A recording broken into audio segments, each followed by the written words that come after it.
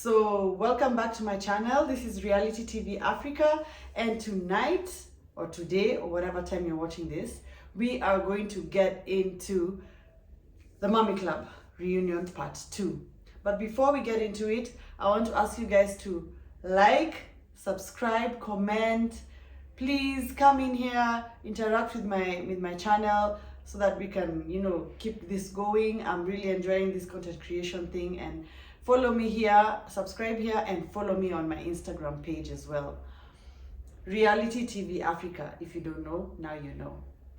So, like I said, we are getting into the Mommy Club reunion part 2. And when I tell you this particular episode was so much better than part 1, guys, I'm not playing. It was really good.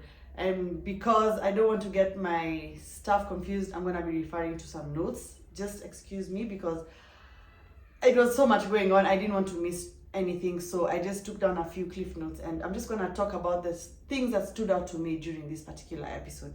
So the first part was, I think we jump off with the cliffhanger of Rati and Happy and their incriminating evidence against each other, and it's neither here nor there because none of them divulged much about it, and it's fine.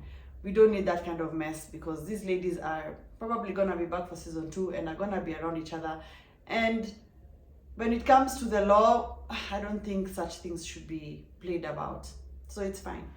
But what also stood out for me was Nunurai inserting herself in the issues between Ratile and Happy. It felt like she didn't want them to resolve their friendship. She kept poking and prodding. And to me, I felt like she needs to stay out of it and kind of just hang back a bit. Let them either resolve or not. It's up to both of them. Stay aside. That's how I felt. And then Ratile came with an agenda, and her agenda was one, to redeem herself. I mean, if you look at the whole season, she had been sidelined too much.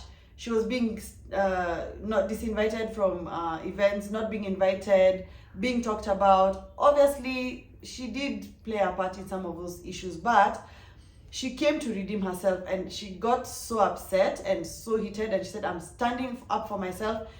She even walked off the set, and I mean, I think everyone was kind of surprised by that because they didn't expect Ratile to kind of, be like that. But it's okay. It was her right. This was her moment. This was her time to speak against whatever she felt was not right. The other thing that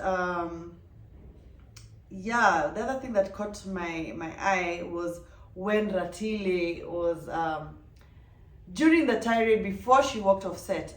Her issue with Miss Manche came up, and the fact that she shaded Miss Manche in absentia about having an Airbnb because Miss Manche came for her decor style and her home.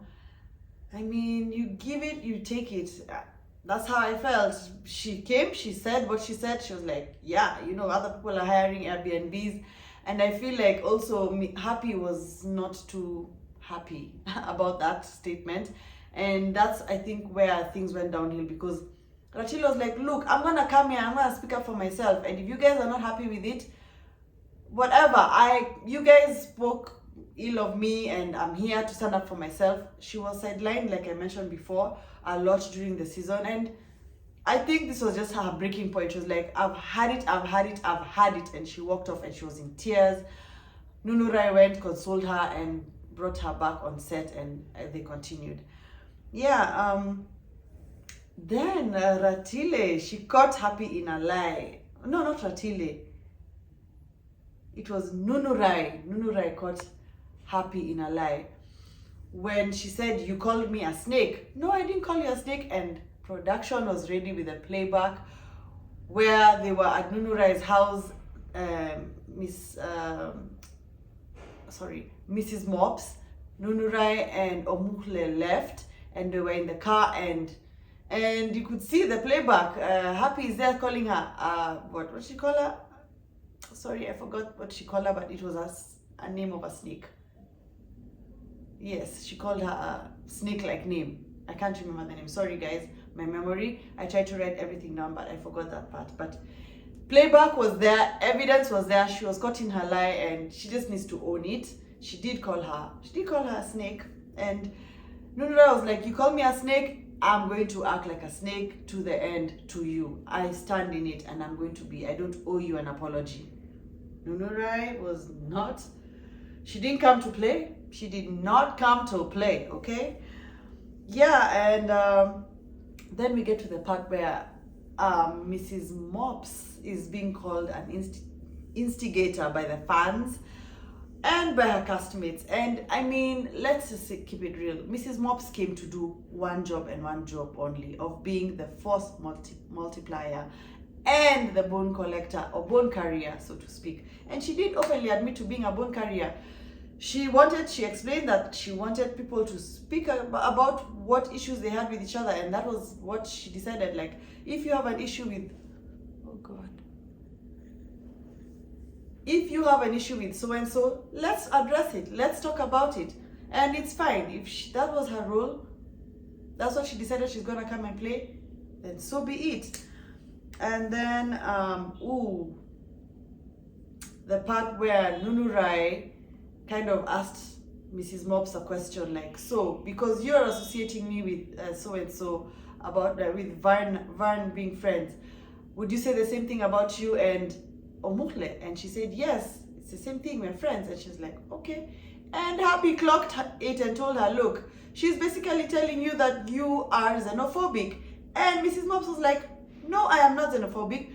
Yes, I was wrong for not calling her out on it and for laughing about it, and I should have spoken up against it. And I think Mrs. Mops knows the repercussions of being called xenophobic. It is not a good look on her, and she's well aware of this, and so she knew how to, backpedal and clean it up, which is what she did there in that scene. And then we talk about, they spoke about, the thing that also stood out to me was Happy and an update on her engagement. She took the ladies' comments quite well, and the questions. She was actually appreciative of Nunurai's various questions, because Nunurai came out as a person who was questioning a lot during the whole entire season. If something wasn't sitting right with her, she would question it. And she questioned all this, quick engagement, who's this guy? Oh, you've known each other since you were 19. Oh, he's Titi's dad. She asked all the questions, and Nunurai was appreciative of it, and she also updated them and told them that right now she's not looking to get married. Her focus is on her kids, and I feel like that was the right call for her. That was definitely the right call for her. Then another thing that stood out to me was Nunurai, when they were addressing the issues between her and Happy having 3 baby daddies. I think that statement she made about, let's talk about the baby daddies. In as much as Omukle felt like it was geared towards her, it looked like it was seemingly also geared toward Happy, who has 3 kids by 3 men, and she's not apologetic about it, and it's fine. And she openly said, look, yes, I have 3 kids, yes, I have 3 baby daddies, what is your problem with it? And to me, it felt like Nunurai was being very judgmental in that sense. Yeah, she was being judgmental. Also, the whole issue of Nunurai talking about Happy's mom, and how Happy's mom passed away from HIV-related issues.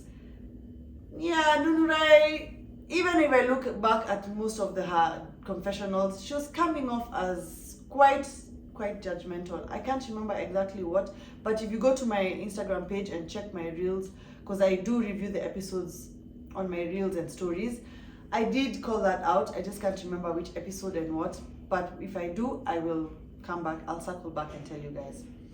And then there was one final blow up between Ratile and Mrs. Mops, and it came as a surprise, because at this point Mrs. Mops was like, I've had it with you. What apology do I owe you? I don't feel like I owe you an apology. If anything, I've been standing up for you among the group. I've been telling, everyone to give you a chance, and how she raised her voice, and Rachel was like, don't shout at me. And I was like, whoa, what's going on here? Where did this fight come from? Whoa.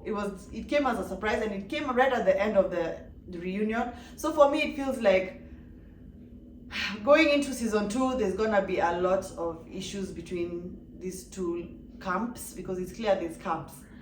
Nunurai and Mrs. Mops and Ratile and did I say Nunurai? Sorry, the camps are Happy and Mrs. Mops, Nunurai and Ratile. Even the way they were seated was very evident that there's a divide in the group.